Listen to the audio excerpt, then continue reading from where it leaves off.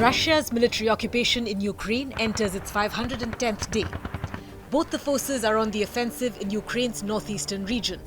But on the 17th of July, one of the crucial peace agreements between Russia and Ukraine got terminated.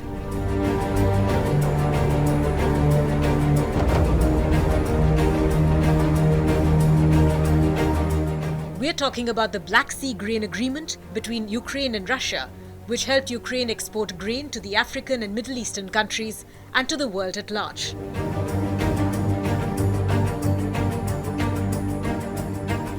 Ukraine, as we know, is one of the world's largest grain suppliers. And in the wake of Russia's offensive in Ukraine, many countries feared that a famine was imminent. The fear is a reality now, as Russia did not extend the agreement and officially terminated it.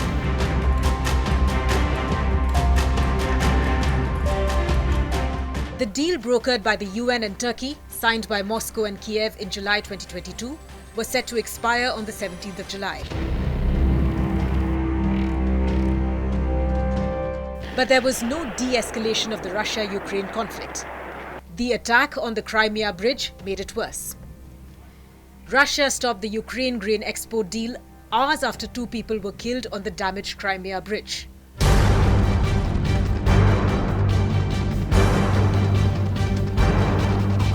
It has been a year that Russia led a safe corridor in the Black Sea to allow Ukrainian grains to reach global markets. But not anymore. After the 17th of July, shipping companies won't enter a war zone if there is no Russian approval. Russian blockade of the Black Sea trade route will now leave millions of tons of Ukrainian grains to rot. As tensions flared, the UN Security Council urged Russia to allow the export of Ukraine's grains. Ukrainians are Russians' principal victims, but this war is also harming the poor and the vulnerable across the world, particularly in Africa, in Asia, and in Latin America. Energy prices rocketed by 20% worldwide last year, almost doubling global inflation from 4.7% to 8.7%. World food supplies have fallen sharply. Ukrainian food exports, maize, barley or wheat, have plummeted by more than 40%, with catastrophic consequences for sub-Saharan Africa, which relies on these supplies. The US condemned Russia's irresponsible exit.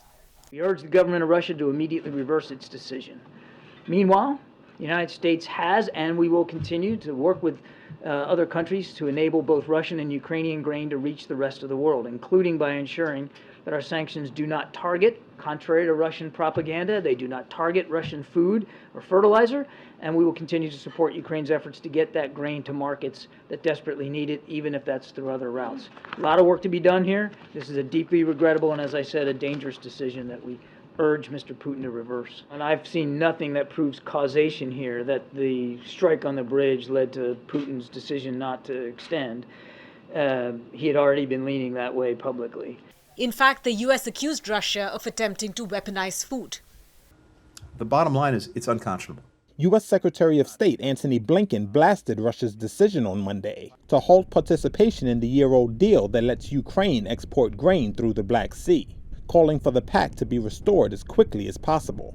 So the result of Russia's action today, weaponizing food, using it as a tool, as a weapon in its war against Ukraine, will be to make food harder to come by in places that desperately need it. This should be restored as quickly as possible. And I hope that every country is watching this very closely. Ukrainian President Zelensky urged the UN and Turkey to ensure that the grain deal continues. Вирішувати, чи буде їжа на столах в державах різних, в Єгипті, або в Судані, в Ємені, або в I have sent official letters to President Erdogan and UN Secretary General Guterres with the proposal to extend the work of the Black Sea Grain Initiative, or its equivalent, in a trilateral format, as it is the most reliable option. Ukraine, the UN and Turkey together can ensure the operation of a food corridor and vessel inspections. This is necessary for the entire world. And anyone who supports this will become a lifesaver for a vast area, stretching from Morocco to China, from Indonesia to Lebanon. угода щодо експорту зерна – це угода з Туреччиною і ООН. І залишається вона чинною. Єдине, що зараз потрібно, це її акуратне виконання, рішучий тиск світу на державу-терориста. Russia is among the world's top grain exporters. The Kremlin claims the Black Sea deal ended because Russia was prevented from exporting its own goods. The Kremlin, however, said there is no link between the attack on the Crimea bridge and the grain deal suspension. Russian President Vladimir Putin called the attack futile and labeled it as a Ukrainian terrorist attack that he seeks to punish. В завершение хотел бы сказать вот что. Повторить, что... At the end, I would like to repeat that what has happened is yet another terrorist act committed by the Kyiv regime.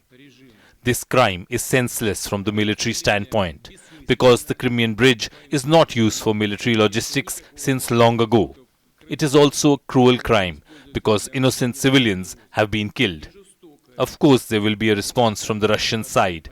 The Defense Ministry is preparing adequate proposals. Ответ со стороны России, конечно, будет. Министерство обороны готовит соответствующее предложение. The Black Sea grain deal is vital for calming global food prices and a lifeline for some of the world's poorest countries.